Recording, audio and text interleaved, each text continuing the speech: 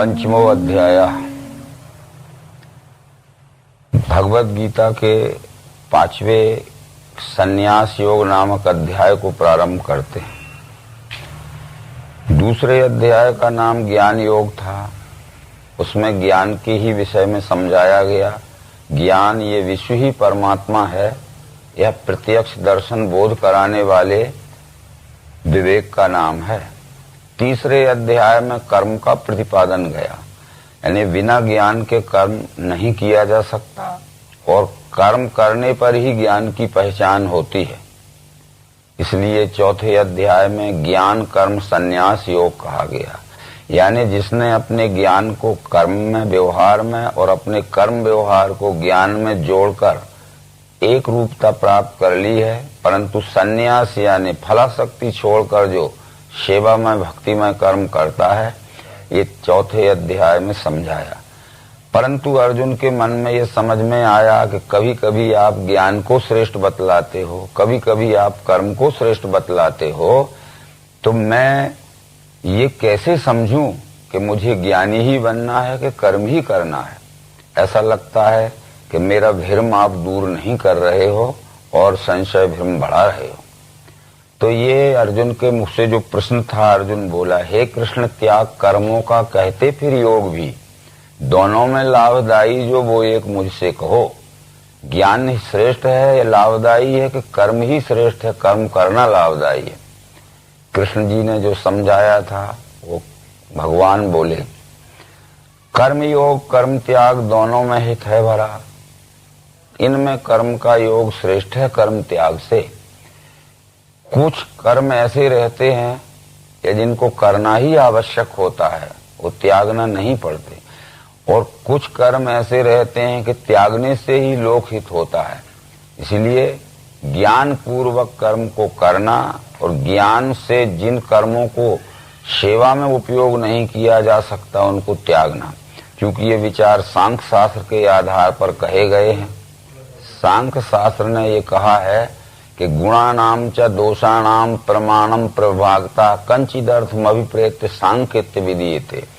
जिन कर्मों के करने में लोकहित अधिक होता हो उन कर्मों को अवश्य कर लेना चाहिए, और जिन कर्मों के करने में लोकहित कम है उन कर्मों को छोड़ देना चाहिए। फिर भी कर्म त्यागने की अपेक्षा कर्म करना ही श्रेष्ठ है, क्योंकि नहीं रह सकता कोई क्षण भी कर्म के बिना। जीवों से करवाते हैं स्वभाव गुण कर्म। ये कृष्ण ने कहा कि ये प्राणी मात्र बिना कर्म किए एक क्षण भी नहीं रह सकता है, इसलिए कर्म तो करना ही पड़ेगी, परंतु कर्म की शुद्धि ज्ञान के द्वारा अच्छी तरह से परख के कर लेना चाहिए, ताकि हमारे कर्म करने से हमारे से सबको सुख शांति ही मिले। जो स्थान सांख्य योगी का वही है कर्म योगी का। ज्ञान योगी ज्ञान के द्वारा जिस स्थान को प्राप्त करना चाहते हैं, कर्म योगी भी कर्म मार्ग पर चलकर उसी गंतव्य स्थान पर पहुंचना चाहते हैं। इसलिए ज्ञान और कर्म एक ही चीज के पर्यायवाची नाम है। ज्ञान कहते हैं जान लेने को, कर्म कहते हैं चलने को। यदि हमने ठीक से जान पहचान नहीं की तो हम कर्म नहीं कर पाएंगे, और कर्म करने पर ही ज्ञान की पहचान होती है। यानी ज्ञान का मूल्यांकन केवल कर्म व्यवहार में दिखता है। इस तरह से वे अज्ञानी हैं जो ऊपर से तो दिखाऊ से लगते हैं, परंतु जिनका कर्म व्यवहार ज्ञान पूर्वक नहीं होता है, वो जो महामूढ़ जीव आत्मा कर्मेंद्रिय दबाए के हिये से भोग ही ताके मिथ्याचारी उसे कहा। परंतु जो निश्चय की स्थिति में पहुंच गया है उसमें अहम कर्ता भाव नहीं रहता है, यानी मैं कुछ भी नहीं करता माने युक्त तत्वविद।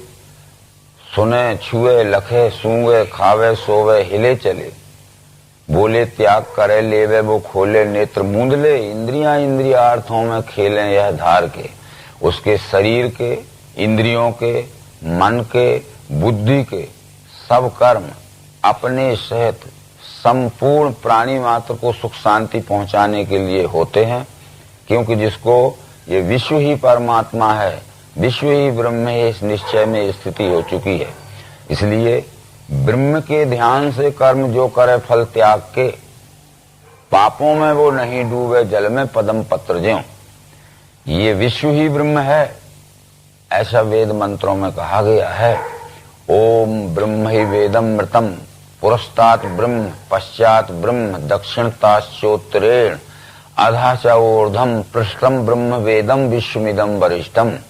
इस तरह विश्व रूपी परमात्मा, विश्व रूपी ब्रह्म को अच्छी तरह से देखकर जानकर इस विश्व रूपी परमात्मा की सेवार्थ जो कर्म करता है फलाशक्ति छोड़ के, तो लिप्यते न सा पापेन पदम पत्र में बाम विषा, वो उसको कर्म का दुखमय फल नहीं भोगना पड़ता है। वो पापों में इस तरह नहीं फंसता है जैसे पानी में उत्पन्न हुआ कमल का पत्र।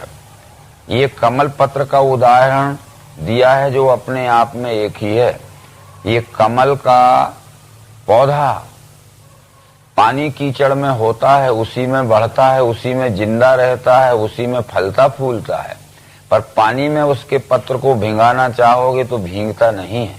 इसीलिए हमारा भी सांसारिक जीवन ऐसा होना चाहिए कि जिस संसार में हम हुए हैं, जिसमें रहते हैं, जिसमें जीवित हैं, जिसमें सब प्रकार के सुख भोग रहे हैं, मगर हम संसार से अलग हो जाएंगे तो हमारा एक क्षण भी अस्तित्व नहीं रह सकता।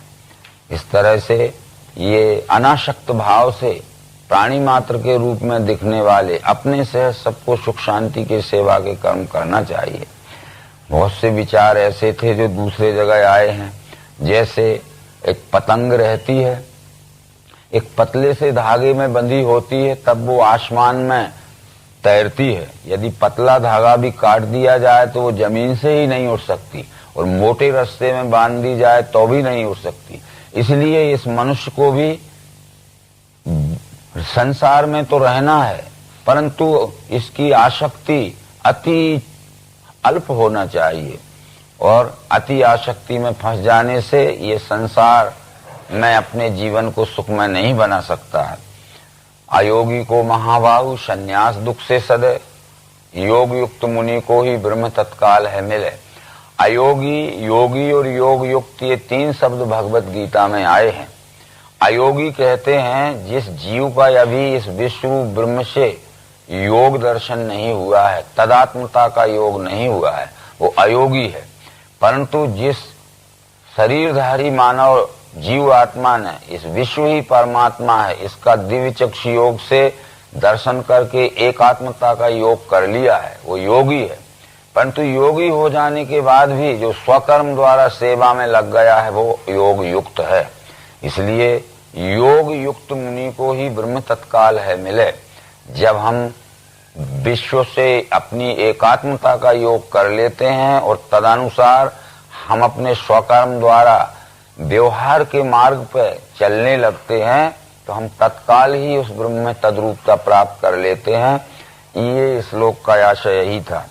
योग युक्त की पहचान है जो शुद्ध चित्त होता है, जिसकी इंद्रियां मन वश में होते हैं, और सर्वभूतात्म भूतात्मा कुर्मन्नपि न लिप्यते, वो भूतों में आपको देखे करे भी कर्म मुक्त। वो भूतों में यानी संपूर्ण दृश्य मात्र के छरा सर्वाणी भूतानी आपको यानी आत्म भाव से देखे, यानी पुरुषोत्तम भाव से। यहाँ त्रिपुटी भगवान श्री कृष्ण ने समझाई है। भूतों में यानी क्षर में आपको यानी अक्षर को देखे, यानी पुरुषोत्तम भाव से। तो अपने में ही आप जब देखता है तो सब प्रकार के कर्म करते हुए वो कर्म के फल बंधन में नहीं पड़ता है। इसलिए ये आगे की बात जो है, फलों को त्याग के योगी मिले अचल शांति में, अयोगी वासना से ही फल चाहे फिरा कहे। अब फल इच्छा त्याग जहाँ भगवत गीता में कहा गया है, वो निष्काम सकाम भाव भगवत गीता में समझाए गए हैं। सकाम उसे कहते हैं कि हम जो कर्म करते हैं उसका सुखमय फल जो हमें मिलता है वो केवल हमारे व्यष्टि सुख भोग के लिए ही उपयोग होवे, इसका नाम सकाम है। पर हम जो कर्म करते हैं, कर्मकर्ता को जो सुखमय फल मिलता है तो अपने से सर्वहित के लिए उपयोग होवे, इसका नाम निष्काम है। कर्म तो करना ही पड़ेगा, क्योंकि पूर्व में ये कृष्ण जी कह चुके कि नहीं रह सकता कोई क्षण भी कर्म के बिना, जीवों से करवाते हैं स्वभाव गुण ये कर्म ये।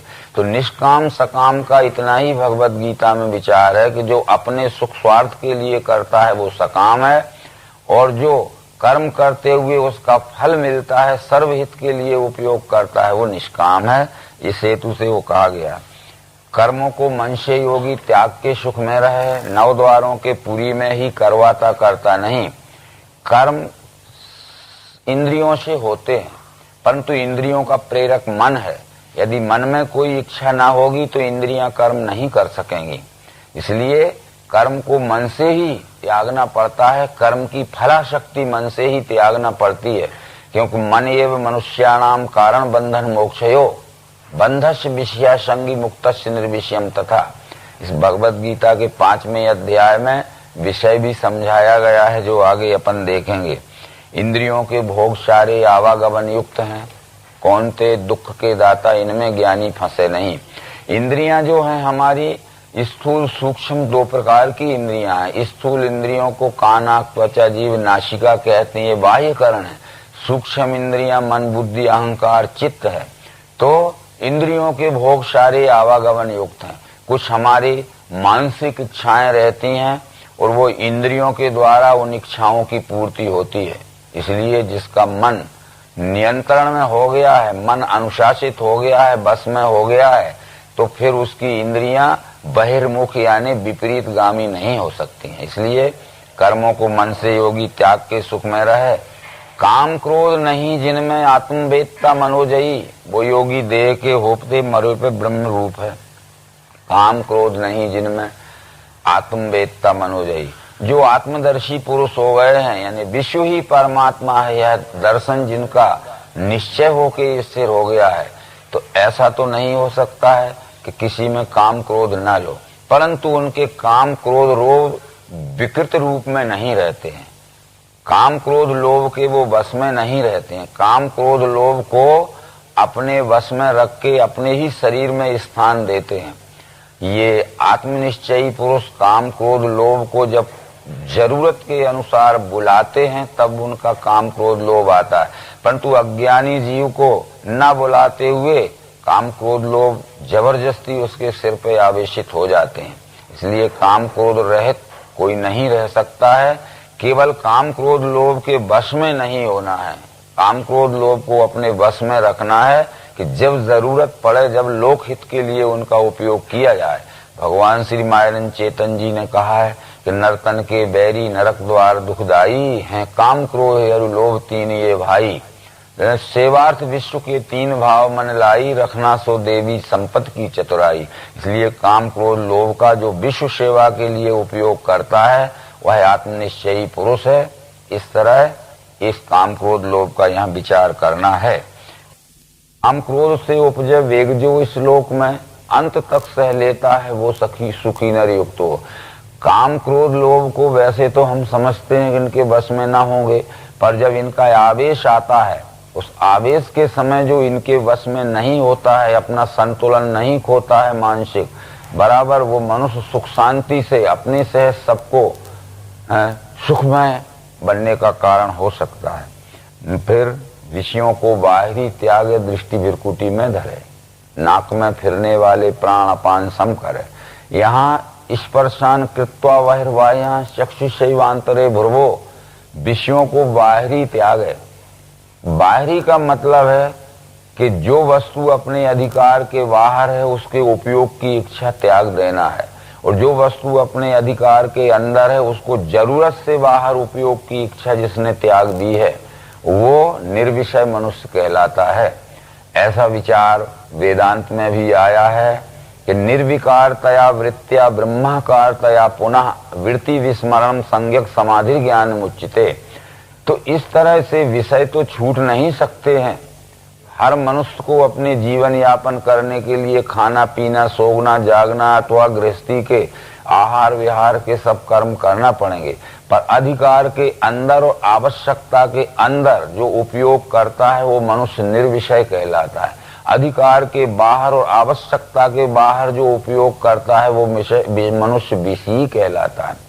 जैसे इसका एक दृष्टांत स्वरूप उदाहरण दिया जाता है कि भूख लगना स्वाभाविक है। यदि हम चाहें कि भूख न लगे तो हमारे चाहने से कुछ नहीं होता है। भूख लगना स्वाभाविक है, तो भूख मिटाने के लिए भोजन करना भी स्वाभाविक है। भूख मिटाने के लिए भोजन करना विषय नहीं है, परंतु जरूरत से ज्यादा खा लेना ये विषय हो जाएगा, या हमारे अधिकार के बाहर की वस्तुएं किसी से छीन के खाना और अपनी भूख मिटाना ये विषय हो जाएगा। इसलिए विषय के विषय में इतना ही समझना है, और घर द्वार, स्त्री, बाल बच्चे आदि छोड़कर काम धंधा छोड़ना ये निर्विषय नहीं है। मंदी इंद्रियां जीती न इच्छा भय क्रोध है, मुनिषो मोक्ष का सेवी सदा ही मुक्ति में रहे। जहां तक भगवत गीता में मोक्ष का विचार बतलाया गया है, जिसका शरीर, इंद्रियां, मन, बुद्धि स्वाधीन हो गए हैं, तो वह मनुष्य मुक्त है। अभी तक हम ये जानते हैं कि देह त्यागने के बाद मुक्ति होती है, पर भगवत गीता इससे सहमत नहीं है। मुक्ति का अर्थ है जिस मनुष्य के शरीर के रहते हुए जीवित अवस्था में ही सब प्रकार के संशय भ्रम निकल गए हैं। संशय भ्रम से छूट जाना ही मुक्ति है। इस तरह से वेदांत में भी ये बात कही गई है कि देहस्य त्यागो न मोक्षो न दंडस्य कमंडलौ, अज्ञान हृदय ग्रंथि नाशो मोक्षित विधीयते। शरीर त्यागने से कोई मुक्त नहीं होता है, घर द्वार छोड़ने से कोई मुक्त नहीं होता है, काम धंधा छोड़ने से, खाना पीना छोड़ने से कोई मुक्त नहीं होता है।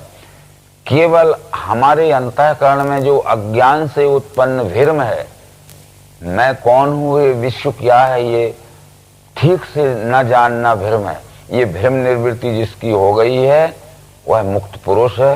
ये समझाते हुए ये संन्यास योग नाम का भगवत गीता का 5वां अध्याय संपूर्ण हुआ। नर्मदे हर।